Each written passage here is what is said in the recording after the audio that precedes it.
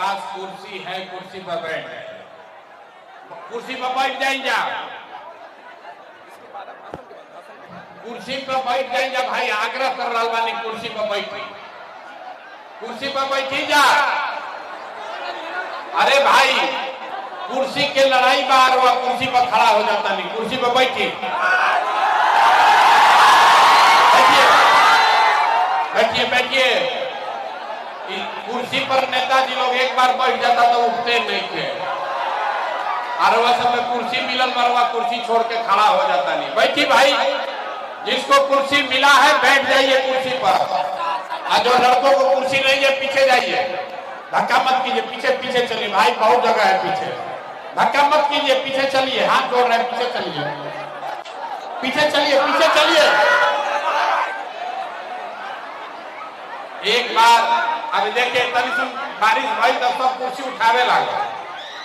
एक बार सारे लोग बिहार के इस धरती के लिए हम बोलेंगे जय बिहार, आपको बोलना है जय जय बिहार, जय बिहार। अतने दम भाई यार मोतिहारी के आदमी में जय बिहार, जय बिहार। तो भोजपुरी में बोले कि हिंदी में? भोजपुरी में कि हिंदी में? तो हमारे नाम है प्रशांत किशोर। अरे पानी में रवा सब भीग के आई मानी जा, नेता के भाषण सुने ना, नेता के भाषण करवा जिंदगी भर से सुनता नहीं। हम ये जब वोट मांगे नहीं आई, अरे भाई वोट मांगे वाला तरवा यहाँ हर साल 2 साल पर कोई न कोई आवते बा, जे आवल जे आई वोट मांगे ये गलत कि हमरा के वोट दे दो, हम आई न तो तहार सब कामे कर दे। यह बात सुन सुन के हमने के जीवन भर से वोट ले जाता नहीं जा। पहले 40-45 वर्ष तक हमने के कांग्रेस के वोट दे के जितैनी जा, फिर 15 वर्ष गरीब के बेटा लालू जी के राजा बनावल गई। अभी 20 वर्ष से नीतीश बाबू कुर्सी पर बैठल बा। दिल्ली में हमने के मोदी जी के भी जिता के देख लेनी जा। राव लइकन के, चंपारण के लइकन के, बिहार के लइकन के जिंदगी ना सुधर। अब आई बालन कोनो प्रशांत किशोर रउआ हमार बात सुनब आ हमरा पर भरोसा करके हमरा के वोट दे, तो एक का गारंटी बा कि जीतला के बाद हम रउआ संगे धोखा ना करो। ए भाई वोट से पहले तो सब बढ़िया बतियावेला, वोट के बाद रउआ संगे धोखा करता। इसीलिए हम लोग वोट नहीं मांगते हैं। लेकिन अभी 15 मिनट में रउआ के वो रास्ता बताई, गरीबी से निकले के रास्ता। आपको एक रास्ता बताएंगे, अगर वो रास्ता आप सीख लीजिए तो फिर ओकरा बाद जगरा के मन होके ओकरा के वोट दे दी। लेकिन जो रास्ता अभी बताई वैसे वोट दीजिएगा तो और कुछ हो या ना हो, आपके लिए, आपके बच्चों के लिए बढ़िया पढ़ाई और रोजगार यही बिहार में, चंपारण में निश्चित तौर पर हो जाएगी। और अगर ना होके तो नेताजी के ना, मुखिया विधायक सांसद के ना, अपन बेटा अपन भाई प्रशांत किशोर के गर्दन पकड़ ले। तो जकरा जकरा रास्ता सीखे के बाद, अब पानी पड़ता भैया, लेकिन 15 मिनट पानी में भीगे के पड़ी, 15 मिनट पानी बर्दाश्त करे के पड़ी।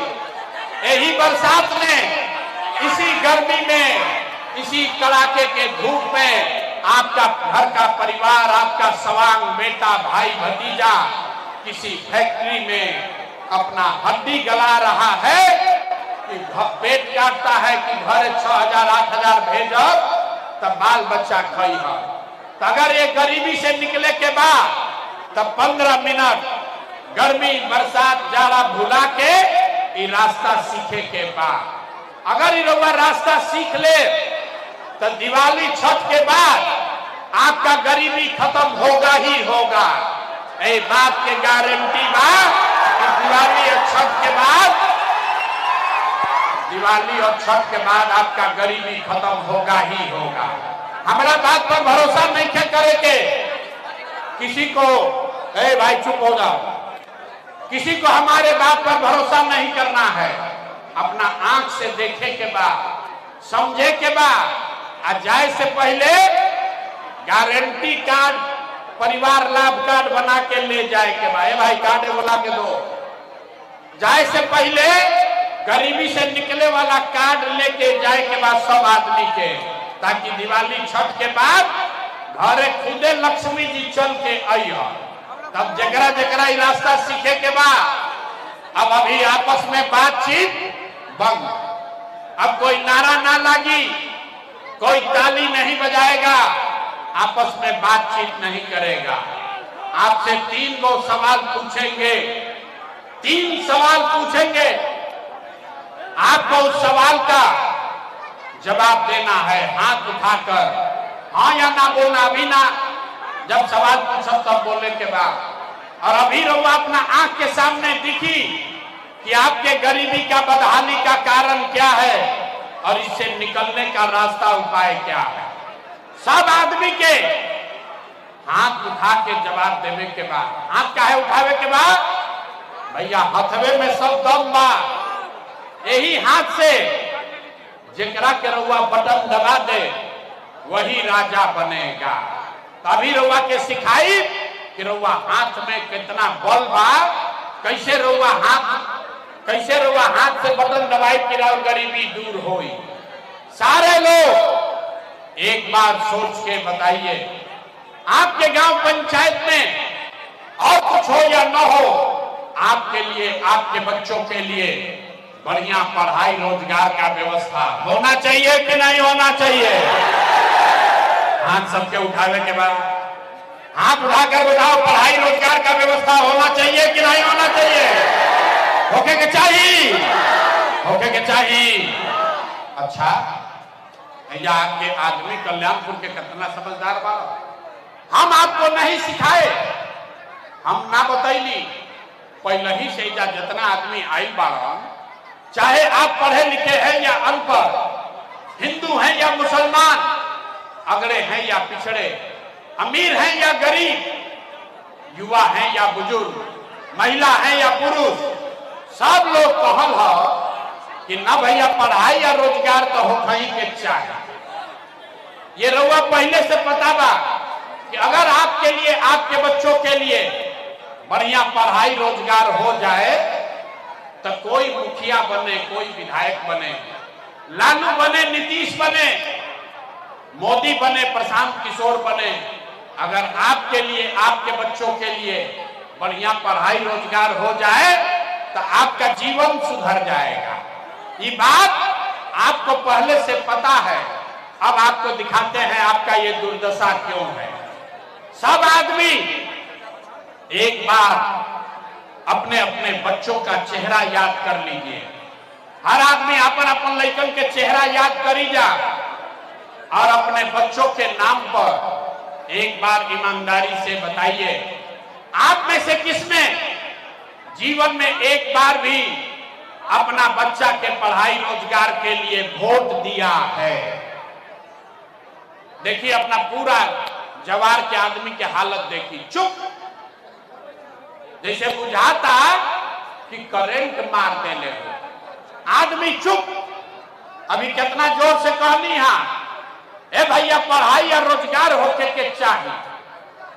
ऐजा बैठ के आदमी आधा आधा घंटा भाषण देता रहो, कोई कहता लालू चोरी करता, कोई कहता मोदी लूट लेला, कोई कहता मुखिया चोर बा, कोई कहता नीतीश पगलाई बड़ा। अरे भाई, आपने तो अपने बच्चों के पढ़ाई रोजगार के लिए आज तक वोटे नहीं दिया, तो दूसरे को दोष क्यों देते हैं? अब कोई खड़ा होके कही कि भैया एकर का गारंटी बा कि अगर हमने के अपना लड़कन के पढ़ाई रोजगार खातिर वोट दिहल जाए तो मिली।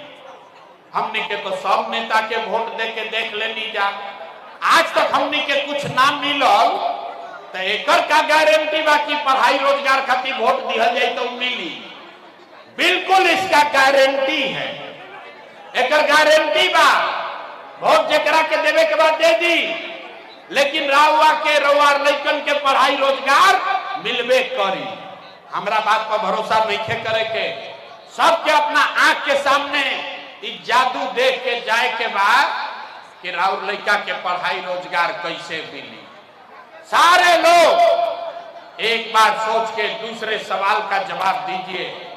आज तक हमने के जकरा के वोट देनी जा, उन नेताओं ने आपका और आपके बच्चों का काम किया है कि नहीं किया है?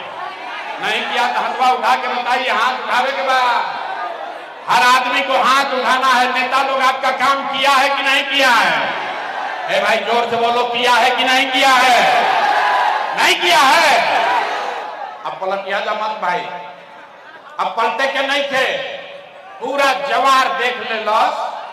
सब लोग कहा है कि भैया जौना नेता के वोट देनी जा, कोई हमनी के काम ना कैलस। तब हमरा अब 2 मिनट में जादू देखी, सही बात बोलब तो जोर से हाँ बोले के बाद, आ गलत बोलब तो ना बोल दे जा। बात खत्म हो, 2 मिनट में दिखी कि रउआ लइकन के पढ़ाई रोजगार कैसे मिली। पूरे बिहार में, कल्याणपुर में यहाँ आए बहुत सारे लोगों ने 5 किलो अनाज के लालच में मोदी जी को, भाजपा को वोट दिया है। तब बिहार में चाहे जितना चोरी भ्रष्टाचार बा, 1 किलो चोरी करके 4 किलो अनाज एजा के आदमी के मिलता कि नहीं के मिला?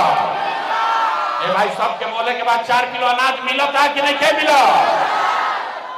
आपने हमने वोट दिया, हिंदू मुसलमान बन के सब हिंदू लोग कहल, ए भैया हमनी के दशा कुछो होके पहले हमनी के अयोध्या में राम जी के मंदिर बने के चाहिए। तो रउआ गांव में नाली गली ना बनल, आपके गांव में नाली गली नहीं बना, स्कूल अस्पताल नहीं हुआ, आपको इंदिरा आवास नहीं मिला, चंपारण में फैक्ट्री नहीं लगी, यहाँ बाढ़ नहीं रुका। लेकिन आपके वोट से अयोध्या में राम जी का मंदिर बना है कि नहीं बना है? ए भाई हाथ उठाकर बोले के बाद राम जी के मंदिर बनल बा कि नहीं के बना? आपने हमने कई लोगों ने वोट दिया बिजली के लिए, नीतीश कुमार को। लोग कहल कि हम तो नीतीश के वोट दे, हमारा पानी बिजली सड़क चाहिए। लालू जी के राज में बिहार में बिजली ना रहे, तो नीतीश के राज में इसी भ्रष्टाचार वाले बिहार में बिजली का बिल 1000 आए चाहे 2000, घरे घरे बिजली आया है कि नहीं आया है? ए भाई 2 बार हिलैला पर नहीं के बोले के, हाथ उठा के बोले के बाद बिजली आई बा कि नहीं के आई? आपने हमने वोट दिया जाति के नाम पर, अपने जात के नेता को। बिहार में आदमी कहेला जी ही चाहे मर जाए, अपना जाते वाला के वोट दे।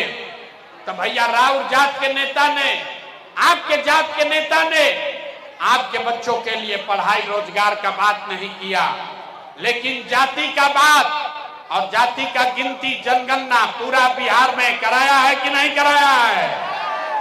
हाथ उठा के बोले के बाद जाति के जनगणना भइल बा कि नहीं के भाई? आपने हमने वोट दिया सिलेंडर के लालच में मोदी जी के। लोग कहल कि अब सिलेंडरे पर खाना बनावल जाए, तो सिलेंडर के दाम 1000 हो कि 1200, घरे घरे सिलेंडर बटाई बा कि नहीं के बटाई? आपने हमने वोट दिया मोदी का भाषण सुन के कि मोदी जी ने गुजरात में बड़ा विकास किया है। तो भैया मोदी गुजरात में तो विकास करता, पूरा देश का पैसा ले जाकर मोदी गांव गांव में फैक्ट्री लगा रहे हैं, और पूरे बिहार से, चंपारण से, कल्याणपुर, हरसिद्धि से, केसरिया से आपके हमारे बच्चे गुजरात में जाकर नौकरी मजदूरी कर रहे हैं कि नहीं कर रहे हैं? ए भाई तो कौना बात पर वोट देने जा कि ना मिलल? कौना बात पर वोट देने की ना मिलल? रउआ अभी कहनी हाँ अपना बच्चन के नाम पर के भैया आज तक अपना लइकन खातिर वोट ना देनी जा। पानी पड़ता ना पड़ेगा, पानी पड़े से डराए के नहीं थे। आपने अपने बच्चों के नाम पर कहा कि आज तक अपने बच्चों के पढ़ाई रोजगार के लिए वोट नहीं दिए। तो यही जादू दिखावे आइल बानी। वोट वोट ना मांगी, आपने अपने बच्चों के पढ़ाई रोजगार के लिए वोट नहीं दिया, इसीलिए पूरा बिहार का बच्चा, आपका बच्चा अनपढ़ और मजदूर बन गया। यही बात बताने आए। आपने 5 किलो अनाज के लिए वोट दिया, अनाज आपको मिल रहा है। अब पानी ज्यादा पड़ रहा होगा, घरे जाए के बाद बंद कर दिया जाओ। देखिए सब आदमी कुर्सी उठा के सब गिलास पड़ जाएगी।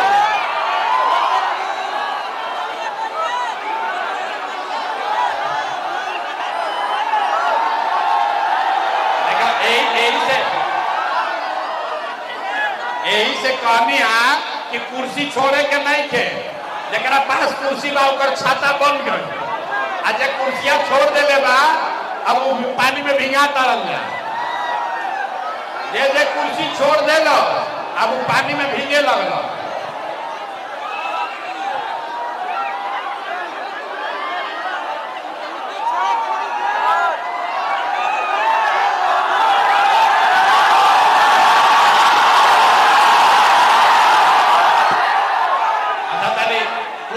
कुर्सी सर पर लेके तनी बोली जा जोर से, तो जय बिहार, जय बिहार।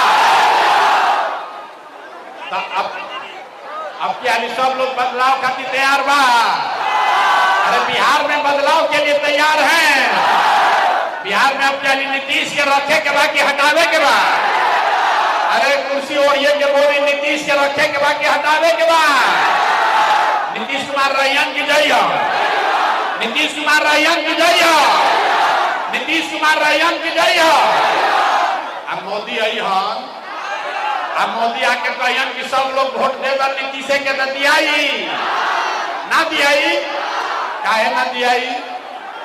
अरे भाई तनी सोच के बताई जा, कुर्सी लेके ही कि वोट हमने के बिहार में देता नहीं जाता, फैक्ट्री कहाँ लागे के चाहिए? बिहार में कि गुजरात में? अरे बिहार में कि गुजरात में? बिहार में कि गुजरात में? अब 15 वर्ष में मोदी फैक्ट्री कहाँ लगेला? बिहार में कि गुजरात में? बिहार में कि गुजरात में? ए जोर से बोलो, मोदी ने फैक्ट्री कहाँ लगाया? बिहार में कि गुजरात में? तब हमने के मंजूर बा। अरे वोट लीजिएगा, बिहार में फैक्ट्री लगाइएगा, गुजरात में मंजूर है?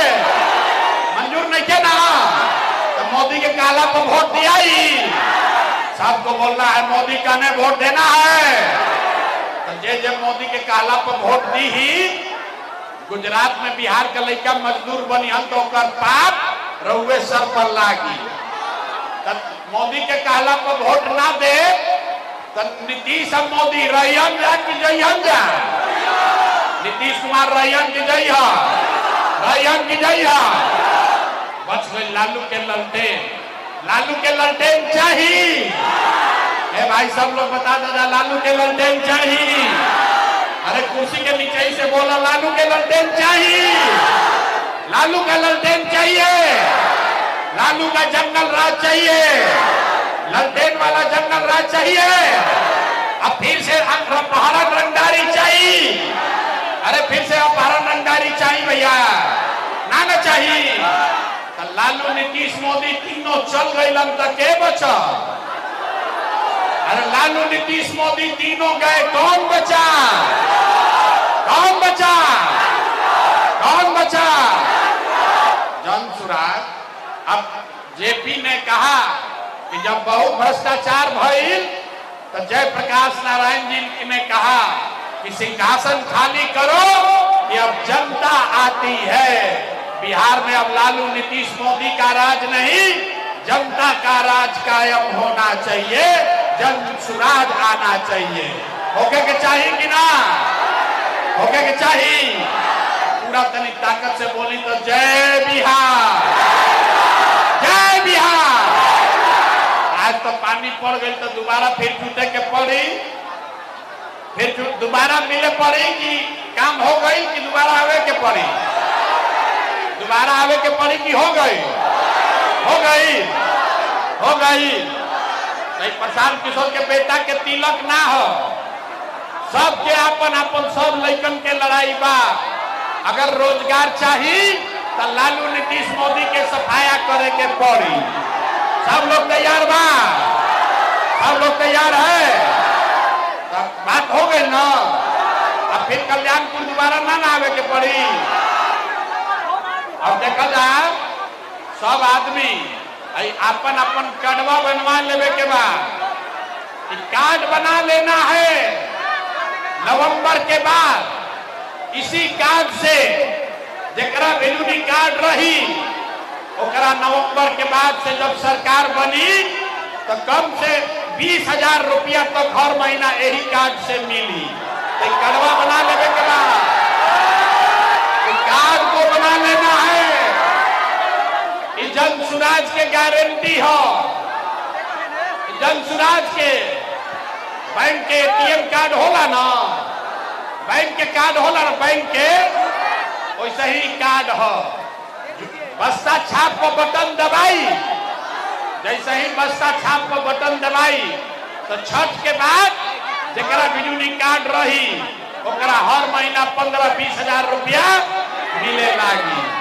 बना लेवे के बाद अपना सब आदमी के छोड़े के नहीं के फ्री में मुफ्त में बनता एजा ना बन पाई तो अपना गांव में बनवा ली। लेकिन कार्डवा बनवावे के बाद सबके बुझाता है भाई, सबके बुझाता ये परिवार लाभ कार्ड सबको बनवाना है।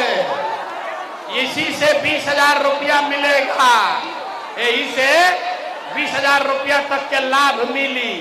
तो कार्डवा बनवा के रखे के बाद अब की हाली बटन दबाई तो कार्ड के माध्यम से आपको ये लाभ मिलेगा। तो सब आदमी को ये कार्ड बनवा लेना है। अब एक बार तनी जोर से बोल दीजा जय बिहार।